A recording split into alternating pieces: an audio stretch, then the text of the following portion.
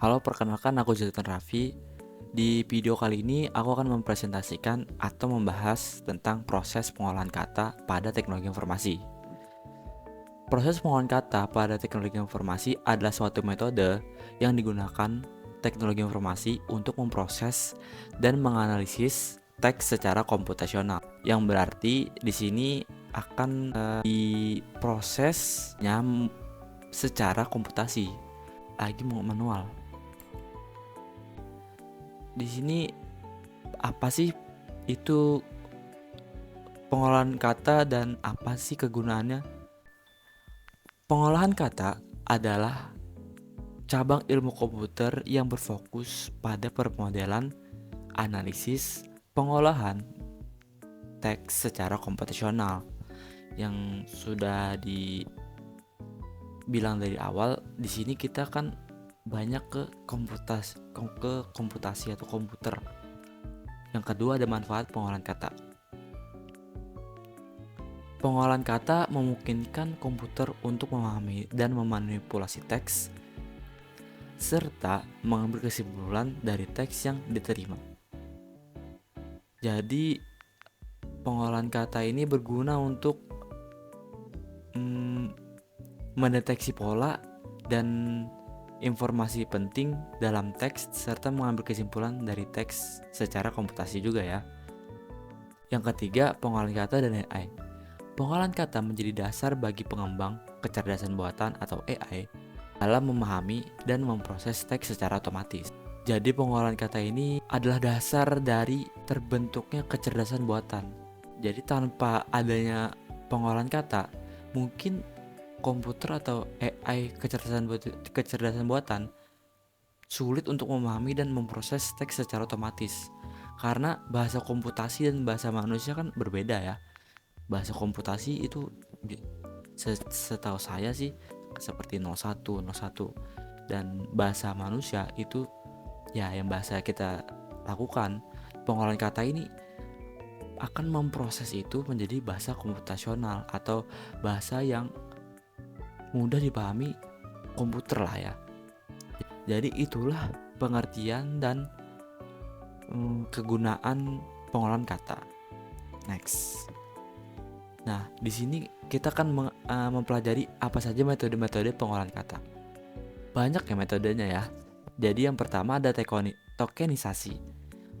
Tokenisasi ini adalah metode yang cara memecah teks menjadi unit-unit yang lebih kecil dari kata, frasa atau kalimat. Aku beri contoh ya, satu kalimat atau ya kalimat lah ya. Aku sudah siap belajar. Nah, dengan metode ini aku sudah siap belajar ini akan dipecah menjadi unit-unit. Jadi aku unit pertama, siap jadi unit kedua, belajar. Nah, apa tadi? Aku sudah siap belajar. Nah, jadi seperti itu tokenisasi. Yang kedua ada sumber sihkan data. Jadi metode ini akan menghapus karakter yang tidak diperlukan, seperti tanda baca dan angka, serta melakukan normalisasi teks. Yang ketiga ada stop word removal, menghapus kata yang sering muncul tetapi memiliki sedikit makna.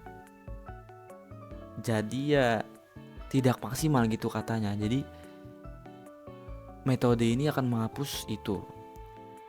Contohnya dan atau dalam. Karena sering banget nih dan dalam itu terdouble-double di sebuah kalimat. Atau dalam lah, banyak juga. Yang keempat, ada stemming dan lemmatisasi. Mengubah kata-kata menjadi bentuk dasar mereka seperti berlari. Berlari itu kan imbuhan ya atau diksi. Menjadi lari diubah menjadi lari atau menjadi kata dasar. Seperti itu. Selanjutnya ada keuntungan dari proses pengolahan kata. Yang pertama ada pemrosesan menjadi lebih efisien. Kenapa jadi lebih efisien? Karena menghemat waktu dan tenaga dalam mengolah dan menganalisis teks yang kompleks. Bayangin aja kita menganalisis atau mengolah teks secara manual, apalagi teks kompleks ya, pasti itu akan makan waktu dan tenaga yang besar lah ya. Terus yang kedua, pemahaman yang lebih dalam. Memahami konteks dan makna yang terkandung dalam teks lebih detail. Kenapa lebih detail? Karena pengolahan kata di sini secara komputasi, jadi sudah pasti itu akan lebih detail. Yang ketiga, keputusan lebih baik. Mendukung pengambilan keputusan berdasarkan analisis data yang lebih akurat.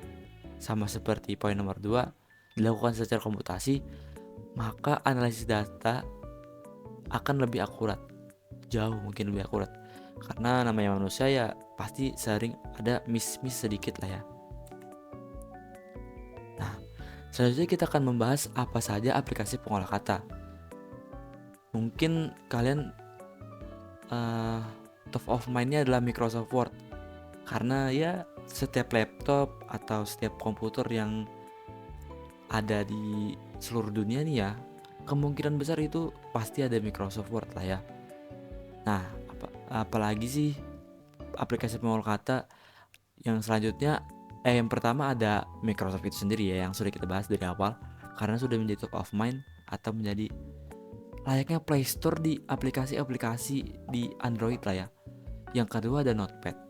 Notepad juga seperti Microsoft, cuman untuk pengolahan kata mungkin atau Office lebih banyak memilih Microsoft Word, karena selain dikhususkan untuk memang untuk Office, dan juga fiturnya juga sangat banyak, sangat mendukung untuk melakukan berbagai hal. Yang ketiga ada dari Google, yaitu Google Docs.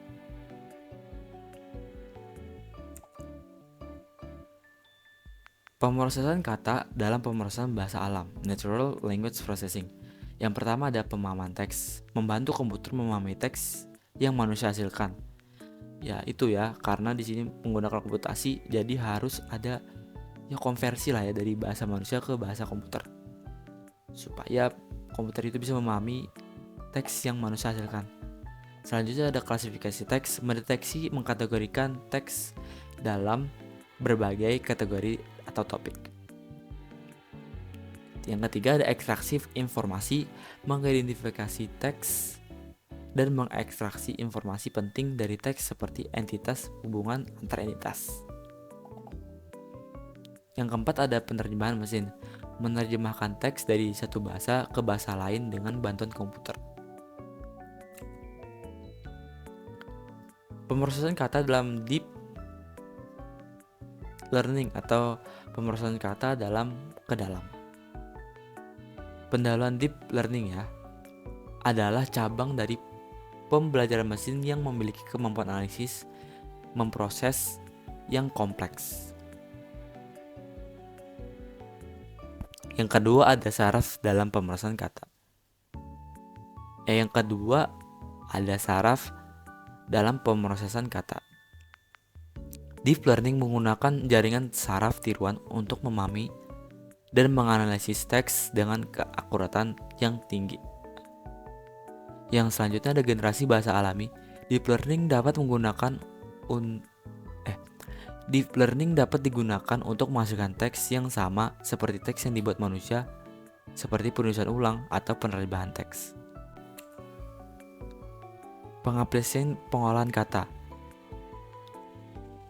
Jadi kita sudah tahu lah ya metodenya, terus aplikasi pengolah katanya, pengertiannya.